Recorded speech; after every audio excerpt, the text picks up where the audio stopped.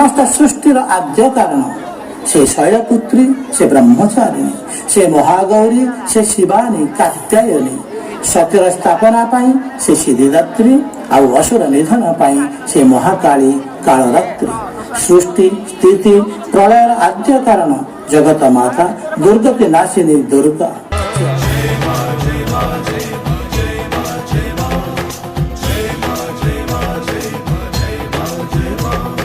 नवरात्रि नव अवतार नव द्वार मन शरीर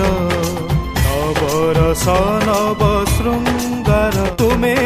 जगतर पापनाशिनी नतमस्तक प्रकृति प्राणी हे